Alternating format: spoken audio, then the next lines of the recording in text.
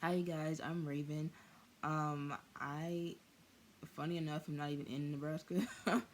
I'm actually in Dallas. I came back home for my last semester of my bachelor's degree at the college, and I just decided to do everything online.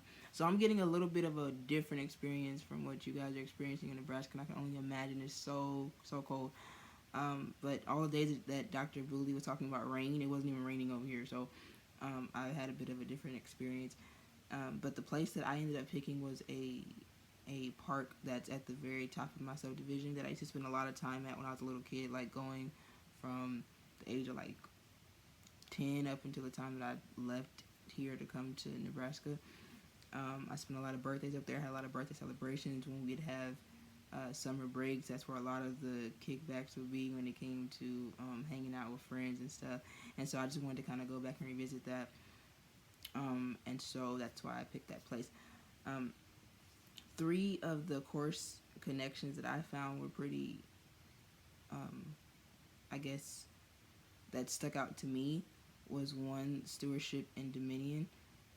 As I sat there and watched, I saw a lot of not what I want to call issues, but things that kind of raise concern, if you will, on how we treat the earth and how we treat nature, whether that be human animal, human plant to animal, things like that, and how people may misconstrue or maybe even just misunderstand what I think God meant in Genesis when He's talking about dominion.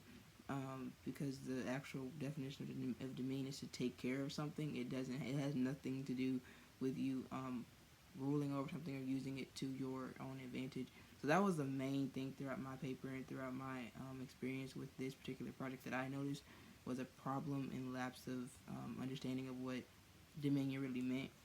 And then the next thing I really noticed is that there is a huge gap in between religious affiliation and religious leaders and science, and how we connect those two things, and how we make the non-believers or people that are non-religious or the people that don't really believe in science understand that we all have a part to play in this, that all how we treat the earth today is one a effect of how we treated the world yesterday, and in turn will also be an effect of how our children have to live and how their children will have to live, and things of that nature. And I think that should wake everybody up and should kind of put some urgency in everybody's mind and heart to kind of do your little part, like don't litter, or like get a car that doesn't use as much gasoline, or just do little volunteer types of things that can better service the community.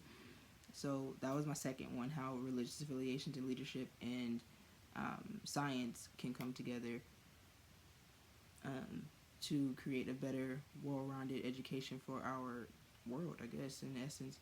And the last one is the Good Samaritan part that we talked about toward the end of the semester, and how to connect all of that back to theology. Because one thing that really made me kind of laugh was, and not in a humorous way, but what made me kind of laugh was the fact that when we were talking about how everything is kind of human-centered and self-centered, and I remember the word for that was anthropocentric. That kind of made me laugh because that's crazy that we live in a world like that right now, where all these things are happening outside of like the nature thing, like the whole 75,000 black women are just came up missing, like things like that, or like what we're dealing with in our politics and things like that.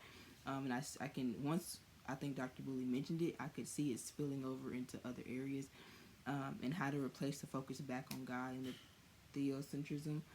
Um, and so, how do we do that? And how do we do that without offending people? How do we have a preferential option for the poor without like burning our or leaving ourselves dry and all that kind of thing? And where does your comfortability matter or not matter, if that makes sense? Like, I don't like planting, and I had a particular experience where one of the ladies that when I went out to go to my site to kind of make my journal entry, there's a lady that was out there gardening. I don't do gardening, but there has to be some other way that I can do my part and add to it. So feel free to read my paper, leave comments, all that kind of stuff. I'll probably look at you guys' papers.